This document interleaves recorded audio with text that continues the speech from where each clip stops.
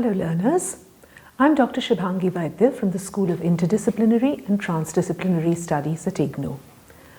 And in this particular lecture, we're going to continue to understand globalization and its ramifications with specific reference to social, political, and cultural dimensions. The aims and objectives of the lecture are basically to understand the meaning of socio-cultural globalization, political globalization, and the ramifications of socio-cultural and political globalization. So as you know, globalization is defined as the process of integrating society, economy, polity, and technology through time and space. And understanding globalization and its ramifications through social, political, and cultural lenses is as important as the economic and technological dimensions. So as you know, globalization has a holistic implication. It is not just confined to merely the economic realms, but also has a profound impact on the cultural, on the social, as well as the political. And also it's important to bear in mind that globalization has various implications on the day-to-day lives of ordinary people, of society, of culture, and of polity. So let's try and understand socio-cultural globalization a little bit better. Now, Giddens refers to globalization as an intensification of worldwide social relations, which links distant localities in such a way that local happenings are shaped by events occurring many miles away and vice versa. So we are all these days living in a world where distance seems to have shrunk. We are all aware of what is happening in different parts of the world in real time. And in a sense, we are all interlinked in ways that are unique in our history. Adams writes that we can speak of a globalizing culture when people, as private citizens, are tied into global process and consequently have the potential to be concerned about global issues and the capacity to get personally involved in social, cultural, and ecological matters from across our earth. So as you are aware, events that take place thousands of kilometers away from where we live are matters of public discussion, are matters that concern us personally. And this is what we mean by citizens from across the world being involved or being interconnected with matters that take place in different parts of the world. Sociocultural exchange and interaction naturally has been revolutionized by technology and has created a faster pace of globalization process. So simply, the explosion in global information and technology makes us very well aware of what is going on in the entire world almost in real time. The impact of globalization on the life and work of people, families, and societies is something that has to be taken into consideration when we discuss socio-cultural globalization. We also look at its impact upon employment, working conditions, income, and social security. And the impact upon security, culture, identity, inclusion or exclusion, cohesiveness of families and communities, all these are important dimensions of socio-cultural globalization and affect us in very, very personal ways as well as affect our society and culture as a whole. Let's discuss some of the impacts of socio-cultural globalization.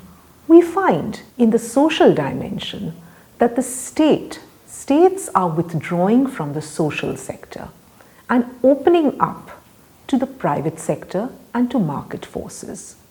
So as you know, globalization and liberalization are intimately connected. So when an economy liberalizes, we find that the state then retreats from its social functions and leaves society open to the play of market forces. Now, the impact of this is reduced access of the poorer people, of the more marginalized people, to employment, to capital, and to social services like education, housing, health services, etc., which formerly used to be almost entirely controlled by the state or by national governments.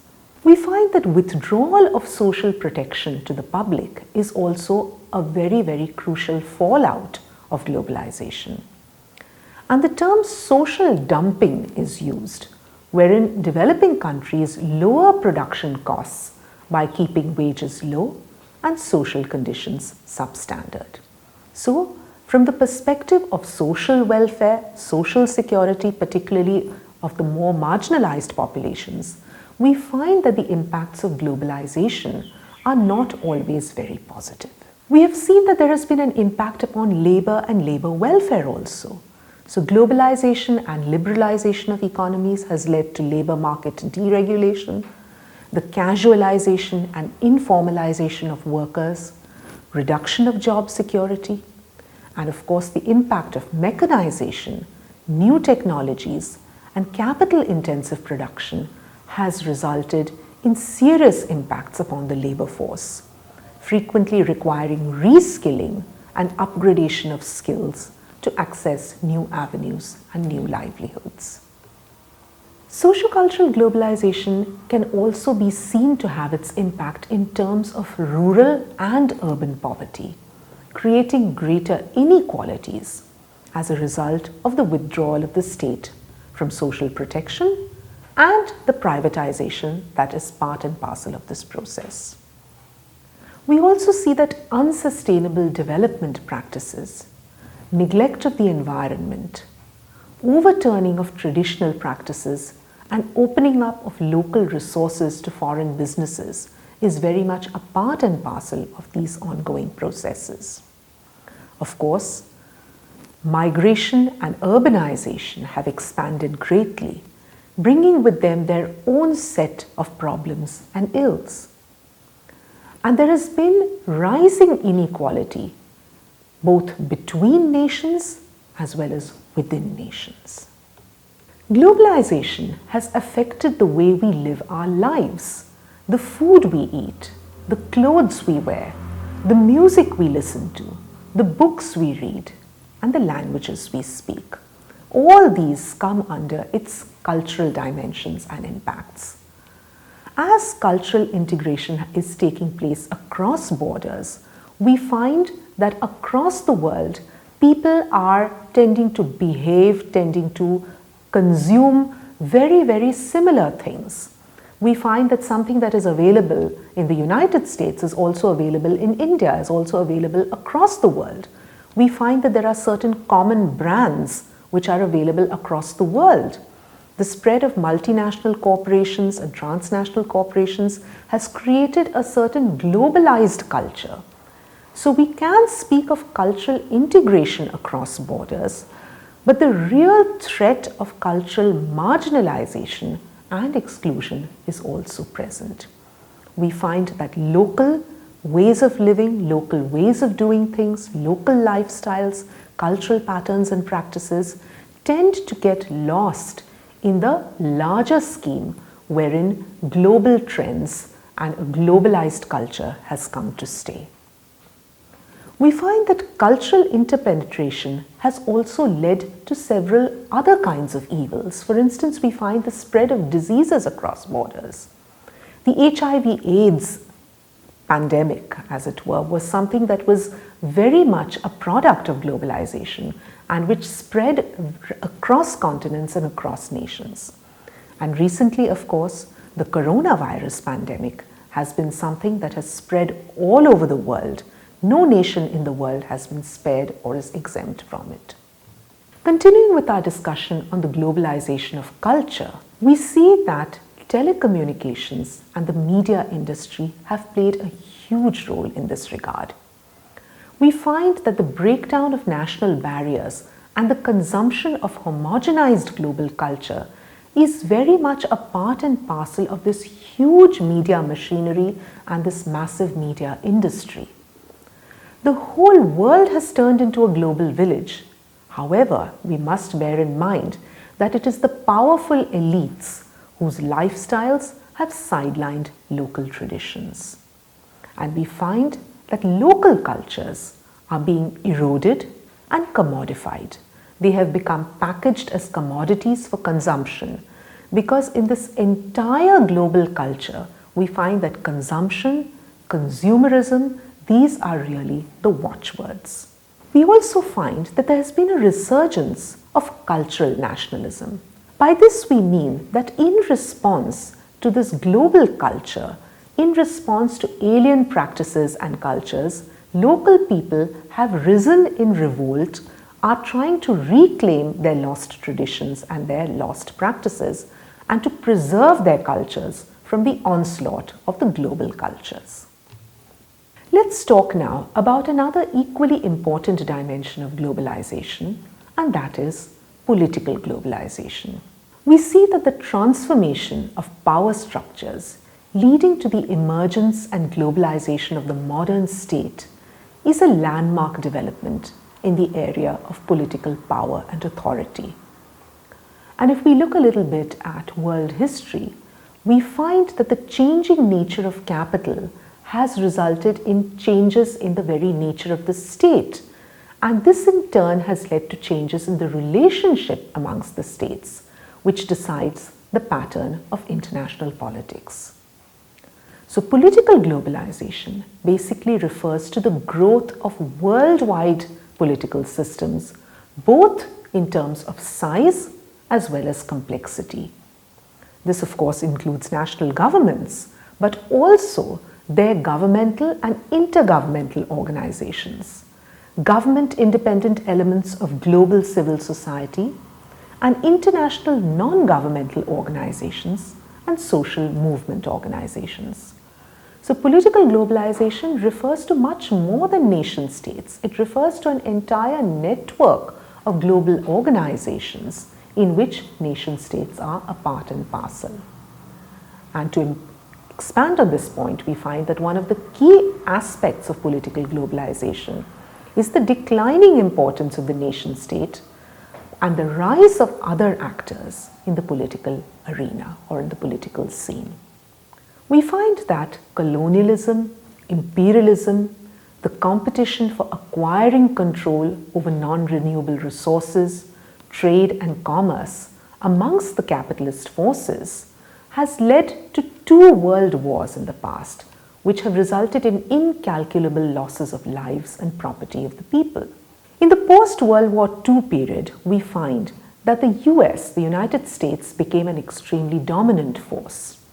And also, certain international bodies like the International Monetary Fund and the International Bank for Reconstruction and Development, also known as the World Bank, emerged as platforms to pursue the agenda of capitalist power. In terms of political or policy interaction, we find that the United Nations organizations, the UN, emerged as a global platform for world communities.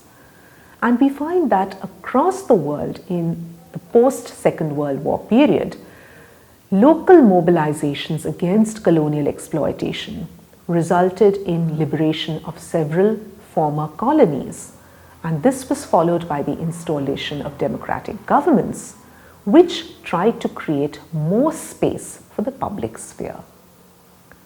With the gradual development of capital, however, we see that the nation-state provided space for market-friendly institutions through various legislations, and the capitalist agenda got a dominant space, and this was mostly at the cost of the interests of the people.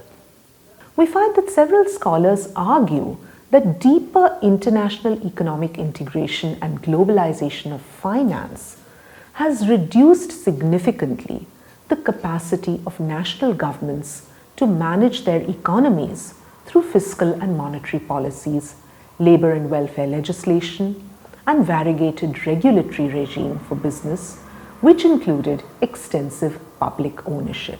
And the globalization of politics empowered industrially advanced nations through which they could cope with their deepening crisis and impose their interests as universal forms of governance and development. And the role of nations like the United States in this regard is very noteworthy and has been studied in great detail by political scientists. We see that developing nations were subjected through new imperial policies clubbed with conditional development and economic and political controls on development aid. A very, very important point that was made by the former Secretary General of the United Nations, Mr. Kofi Annan, at the World Economic Forum in 2002. He said, "The reality is that power and wealth in this world are very unequally shared, and that far too many people are condemned to live lives of extreme poverty and degradation."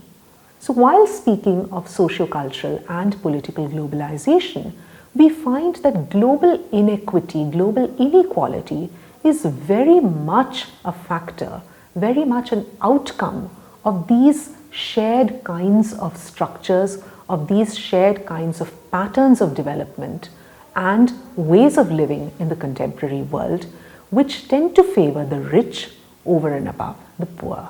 What are some alternative perspectives? Is this kind of globalization, is this kind of inequity that has arisen out of socio-cultural and political globalization inevitable? Is it something that we cannot change? So we find that globalization has definite implications for national and local identities. According to the Human Development Report of the UNDP, globalization can threaten national and local identities.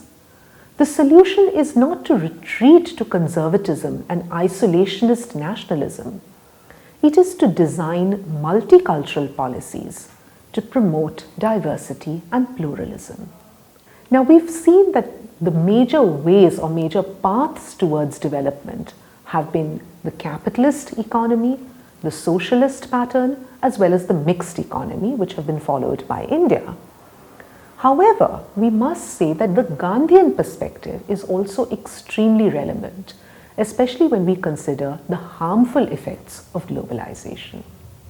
What is Gandhi's perspective? Now, Gandhi had an entirely different worldview of the polity. Remember, globalization is a phenomenon that has really escalated in the post-World War II period. So in a sense, post-Gandhi.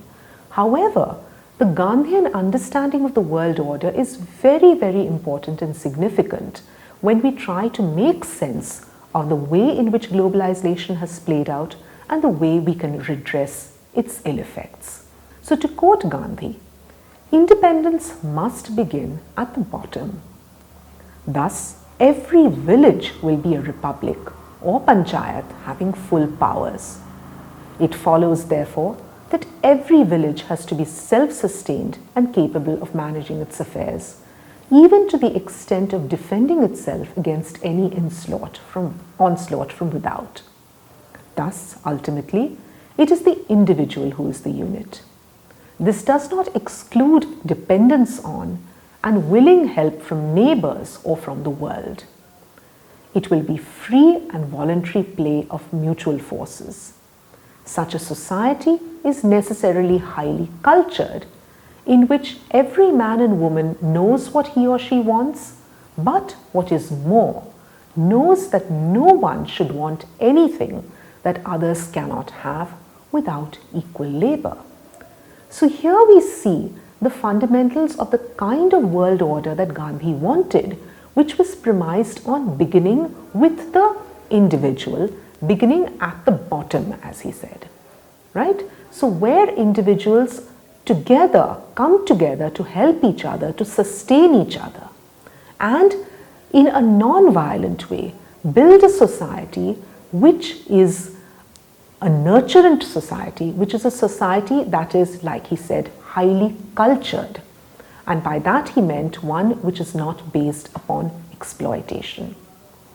To continue what Gandhi said, he says that in this structure composed of innumerable villages, there will be ever widening, never ascending circles.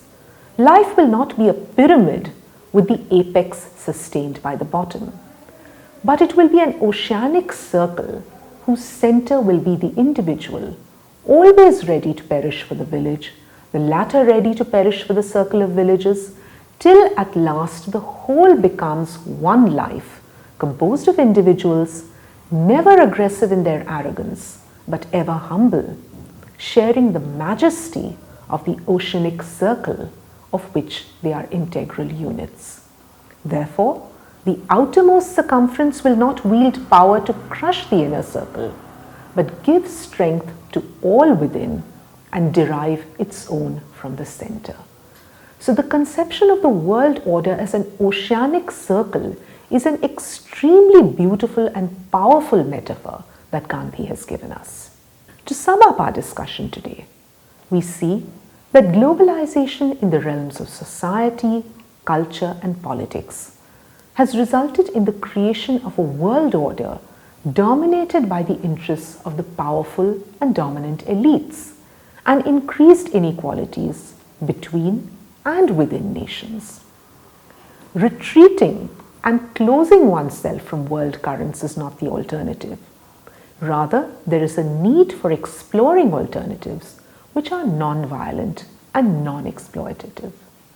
Gandhian perspectives give us much food for thought to reimagine our world.